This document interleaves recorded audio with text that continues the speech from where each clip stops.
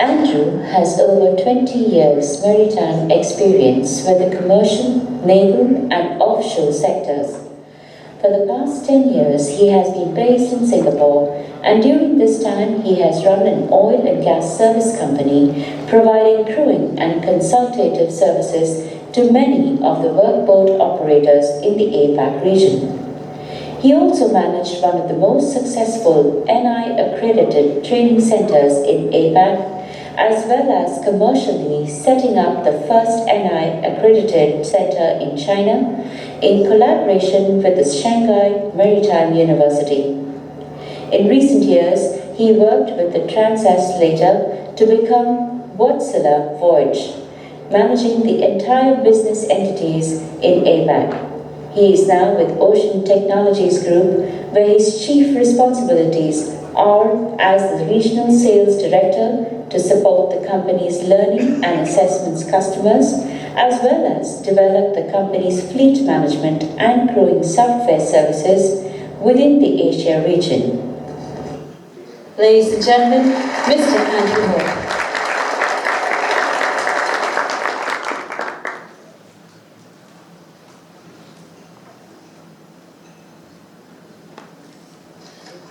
Hi, welcome. Thanks everybody for inviting me to the FSM. Ocean Technologies and various guys has been part of this, I believe, since the beginning. So, Shaukat, thank you and your team for a wonderful event. So, it's not very often that I get to go on next after a Chief Minister. So, it's great that I'm here and it's fantastic. So, a little bit about me, apart from that little spiel, sounds like my father. I grew up on a small island in the North Sea called the UK. Quite well known for its maritime tradition, but I came from a small, well, not so much of a small city, but Birmingham City, which is exactly equidistant away from the sea of anywhere else in the UK. At the age of 15, 16, when the career people would come around to talk about what you want to do, at no point did I ever know there was a sea. Never did I know there was a career in shipping. So we talk about a requirement to get more people into the seafaring tradition. I think there are people there are people prepared to do it, but unfortunately I don't think we're reaching them all the time. So there's other aspects which we touched upon earlier. The diversity issue is obviously a key thing that we need to address as a market. If you look at the diversity at the moment, I think only 2% of seafarers are women. And when you take into consideration that includes F&B within the cruise industry as well, you'll see very quickly that number is dramatically below 2%. So there's a lot we need to do there. A lot has been talked about mentoring, a lack of mentoring that's happening now on board. I don't believe that as such, but I think there is a movement away from there is a more diverse cultural personnel being on board vessels. Perhaps mentoring isn't happening as much as it possibly can, but I think that's an area that we really need to address and make sure that happens. And that can be done technically and it can be done through soft skills. Before I go on, what I wanted to say a little bit about that Ocean Technologies Group, I just wanted to frame who we are. We came out of a number of brands that you're probably aware of, Seagull, Videotel, MTS, Compass, which is a crew management system, and Terra Marine. So back in 2019, all the brands were brought together under a private equity company that is very much involved in learning. This was their first maritime learning evolution. So where are we today? Well, we have around 20,000 installations globally, which about 16,000 vessels globally are fitted with our training solutions. We have about 1.2 million seafarers that at any one point are actually training and actively involved in what we do. So there's that. And we also have around 6,000 vessels actually engaged on crew management systems. So a great deal going on there.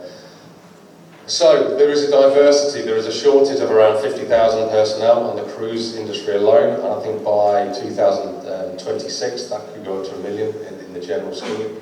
So what do we need to do to encourage people to come on board? How do we approach personnel? How do we bring in the best people into our teams? Well, it starts in a number of ways.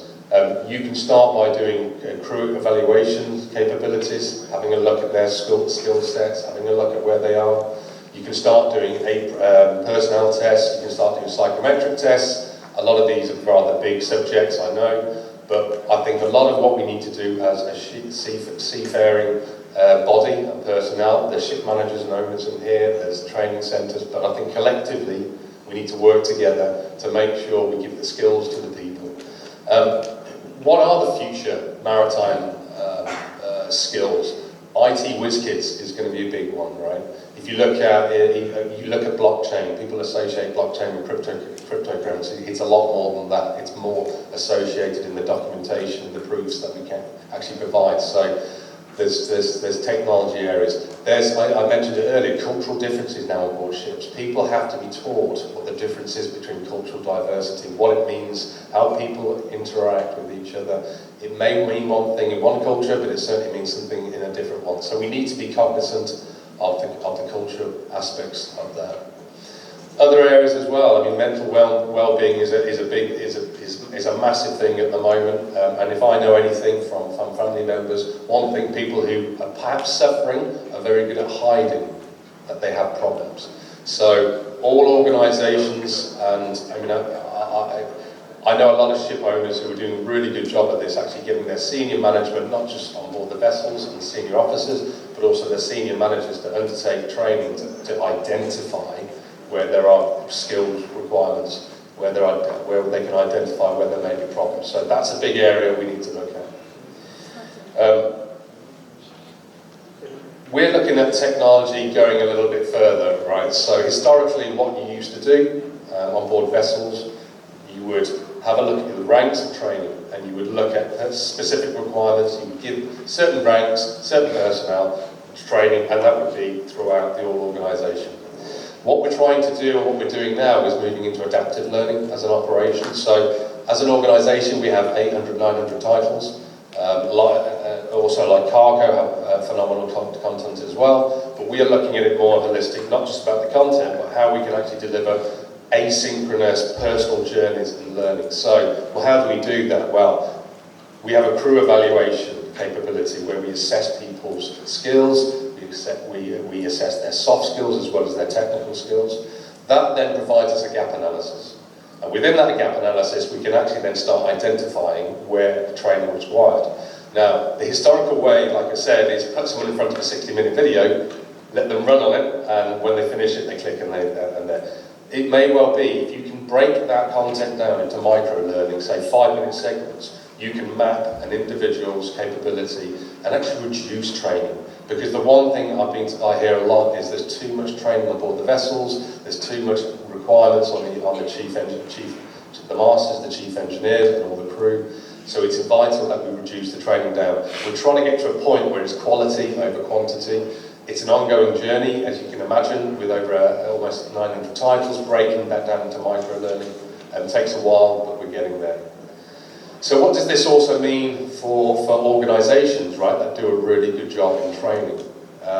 We did some analysis over the last 3 years prior to COVID, and we looked at those operators, those vessels that had our training services on board, had the systems, and we identified about a 40% reduction in port state deficiencies by having a very thorough training capability with their crew. So it's not just about the individuals, right? You can drive efficiencies through organisations, you can drive costs. There is a cost savings by having less port state deficiencies. Some of those are dramatic. So if we look also on the crewing side,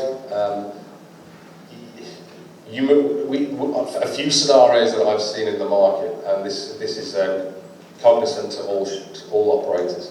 There are now owners out there who are identifying new builds and equipment to put on new builds based on the competencies of the crew that they have within their port. Not just today, but in the future. Obviously, we know methanol fuel is coming on board, we know there's potentially for nuclear further down the line, and all the other things. There's a real demand now for owners coming to operators, technology companies like us to say, okay, can you tell me, future planning, can my crew actually fulfill the requirements of this planned maintenance, the preventative maintenance? Can we analyse their individual capabilities against certain equipment? Can we analyse their ability to find faults and fact find quickly and do all these sort of assessments? So that's one scenario where owners are actually saying, going to manufacturers and saying, look, your equipment will not be on board our new builds unless you can provide us a full training package and solution to make sure that's available. Now, a lot of this content is available, so what I would say to anyone in the room and anyone online, as manufacturers, please work with the training institutes, please work with the training vendor providers to make your content available, because if your content is available, then the skill sets of the individuals will improve, the safety of those vessels will improve. It's, you know, we're all in this together, we need to work together on this. I mean, we work, and likewise with any technology company, any learning LMS company, we work with all the individual government bodies within Tatanco, IMEX, Swire. Swire is an interesting one recently with the right ship inspections, where we're seeing a lot more of the bulk carriers being brought into the training market. So there's a lot of expectations of bulk carriers to actually start looking at the human element. ESG obviously has paid a lot, now has the human element paid in attention to that. So we're seeing a lot of requirements from owners and operators to utilise services to identify that gap analysis. So that's a little bit about who we are and what we do and where we're driving towards. Fundamentally, cadets are key to this, and I was in Crew Connect in Manila back in November last year. And what was clear is not enough cadets are getting on board vessels. Not enough cadets have been given the sea time to actually ascertain their skills. So I'd encourage more cadets to be on board the vessels at the earliest possibility. I think we can get to that. I think diversity we can do something about, but it starts with us as in the room and online. We all have a family. We all have sons. We all have daughters. Encourage them. It's a fantastic opportunity to be in this market. I never sailed, but I've been on plenty of vessels, and I enjoyed my time completely during that. So really, I mean, that's me summing up as to who we are, what we do. I think the critical thing I'd like to end with is you, as training centres, as vessel operators, it makes so much sense to make sure that you have thorough systems in place, that you give individuals a roadmap of how they can do well, how they can get promoted. We really encourage people to take the aspect of competency management systems. If you give someone a timeline, you give them the vision and they can see the end goal, they're more likely to be engaged with you as an organisation and the training. So competency management systems, get people engaged, make promotion visible as to how this happens, and I think we'll all grow together. So get cadets on board the vessels, get the competency management systems flowing through the organisations, and the manufacturers will provide the content. The manufacturers have the content. I've never known a manufacturer not provide the technology, and eventually they want to get equipment on board ships. And if they want to get equipment on board ships, they will play games. So I think there needs to be a lot more engagement with the manufacturers, with the training centres, not just providing simulators, but actually engaging as to why these simulators work and how they work and how they can benefit. So there is a lot going on behind the scenes, I know, with a lot of the institutes. So all I'd like to say is that everybody in the room, thank you for the time.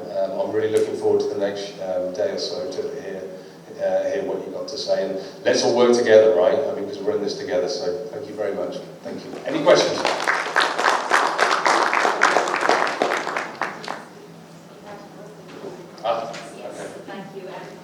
Thank you, Andrew, for that. Ladies and gentlemen, yes, we are open to questions. So if you do have any questions, I think there was a person who had a question. Yes, I can see. Yes, sir. Yeah.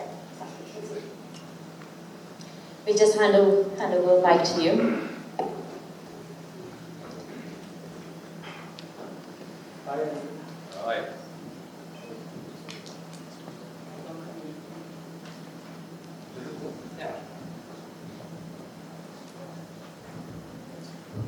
Yes. And you spoke about mental illness. Please.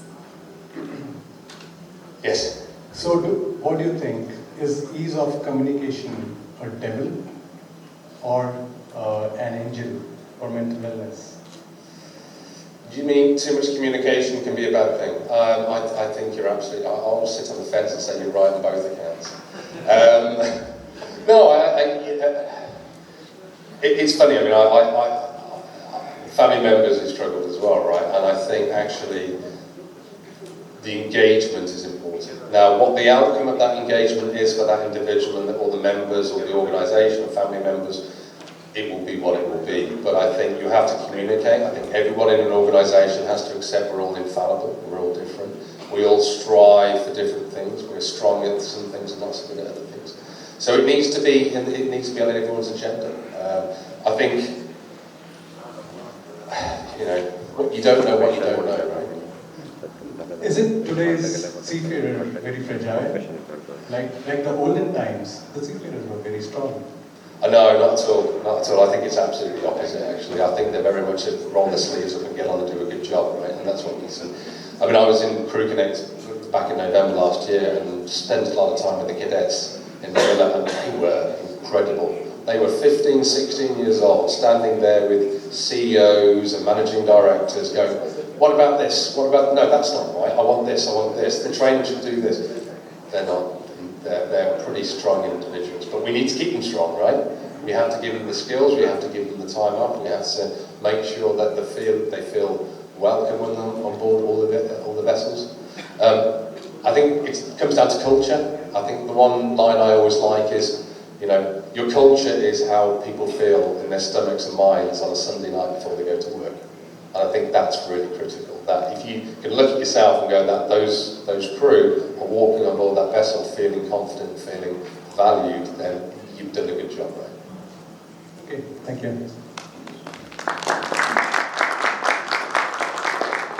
Will there be any more questions for Andrew? Oh well, that's the thank you. Thank you. Thank you, Andrew. Thank you for joining us. Yes, Andrew, if you would like to we would like to present you with a memento of gratitude. Captain Shaukat Mukherjee, please. Well, I just want to tell you, OTG has also been one of the companies who's been a part of this Future Skills Maritime right from the beginning. Ral is a very close friend of mine, and every time I go back to Ral, it's very interesting. And he was jumping when he found out that this was in Goa. Unfortunately, couldn't attend in person. OTG is one of the finest, one of the largest. I can't say training service providers now. You're like an Amazon of training. See, they own. We like to say Microsoft 360. Yeah. So they own Videotel, Mal and Seagull. They also own a company called Coex, and we had the participation of Coex last time. So a big round of applause. They are golden sponsors this time for Future Skills Maritime, and I would like to present myself a token of appreciation from the Naval Collection.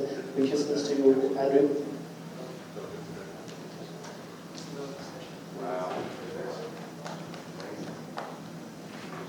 Ladies and gentlemen, let's hear a round of applause for